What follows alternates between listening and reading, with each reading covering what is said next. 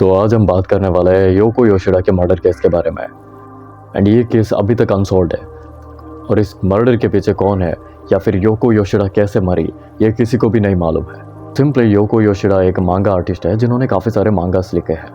अब जिनको मांगा आर्टिस्ट के बारे में नहीं पता, मैं एक बार बता देता हूँ। मांगा आर्टिस्ट बेसिकली वो होते हैं जो मांगास लिखते हैं।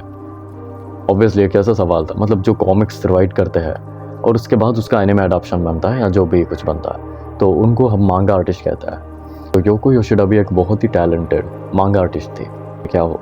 बट सितंबर 2000 में जेनिटर उनका अपार्टमेंट का दरवाज़ा खोलता है एंड दरवाज़ा खोल के वो योको योशिडा के अपार्टमेंट में घुसता है।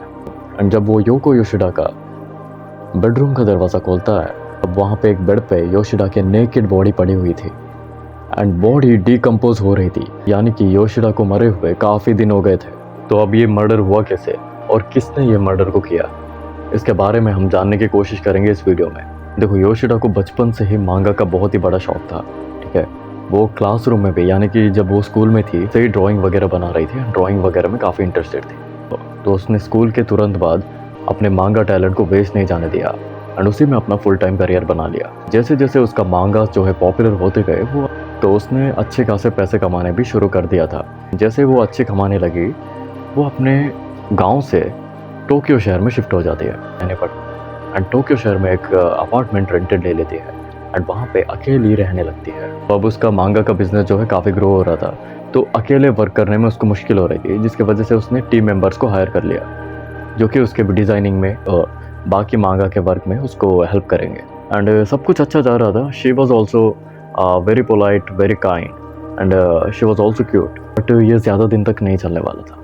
सितंबर 2000 में एक दिन मंथली क्वेश्चन के लिए के अपार्टमेंट में उसका कोवर्कर आता है। कोवर्कर उसका दरवाज़ा नॉक करता है बट अंदर से कोई आवाज़ नहीं आती।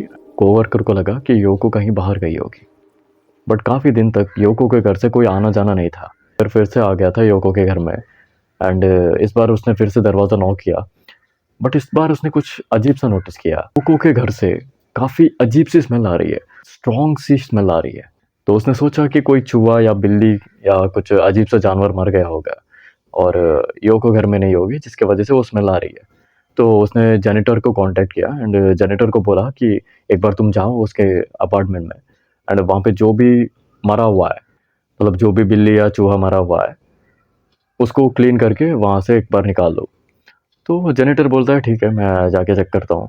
एंड जेनिटर जाता है वहाँ पे, योको का रूम का दरवाज़ा नॉक करता है बट दरवाज़ा ऑलरेडी खुला हुआ था, तो वो सीधा घुस जाता है। एंड घुसने के बाद वो सीधा योको के बेडरूम में जाता है एंड घुसने के बाद वो इधर उधर चेक करता है। कुछ था नहीं वहाँ पे, मतलब कुछ मरा हुआ नहीं था, बट स्मेल जो है वो बहुत ज़्यादा स्ट्रांगली आ रही थी एंड स्मेल जो है योको के बेडरूम से आ रही थी। तो सीधा वो योको के बेडरूम में गया एंड बेडरूम का दरवाज़ा खोला। तो बेडरूम का दरवाज़ा जैसे ही खोला, उसके होश उड़ गए, क्योंकि बेडरूम में योको के नेकेड बॉडी पड़ी हुई थी एंड वो बॉडी डिकम्पोज हो रही थी, यानी कि योको के बदन में एक भी कपड़े का पीस नहीं था एंड उसकी बॉडी धीरे धीरे सड़ रही थी, मतलब उसके डेथ को काफ़ी टाइम हो गया था। तो ऑब्वियसली उसने चिल्ला के सबको बता दिया एंड वहाँ पे पुलिस भी आई। योको के गर्दन पे एक निशान थी यहाँ पे, ठीक है, मतलब स्ट्रैंगल करने की निशान थी। तो पुलिस को लगा कि इसको गला दबाकर मारा गया है, मतलब पुलिस ने वही मान लिया कि किसी ने गला दबा के योको को मारा है एंड यहाँ से भागा है। और वहाँ पे उनको उस फ्लैट की डुप्लीकेट चाबी भी मिली थी, मतलब योको किसी ट्रस्टेड इंसान को वो चाबी दी थी एंड हो सकता है कि वो ट्रस्टेड इंसान ही अंदर घुसा हो एंड उसी ने योको की जान लिया होगा। बट ये चीज़ कोई भी कंफर्म नहीं है एंड योको की बॉडी को जो है पोस्टमार्टम के लिए भेजा जाता है एंड पोस्टमार्टम में कुछ खास पता नहीं चलता, क्योंकि बॉडी जो है सड़ चुकी थी, मतलब ऑलमोस्ट डिकम्पोज पूरा होने वाली थी। तो उसके वजह से उनको पोस्टमार्टम में भी कुछ खास पता नहीं चला एंड वहाँ के जो डॉक्टर थे उन्होंने भी पुलिस की बातों से एग्री किया कि शायद गला दबा के ही योको को मारा गया है। तो बात ये है कि अभी तक कोई भी इस केस में चार्ज नहीं हुआ है, ठीक है। काफ़ी सारे इसके थियरीज आए थे बट कोई भी प्रूवन नहीं था एंड अभी तक इस केस में कोई भी चार्ज नहीं हुआ है।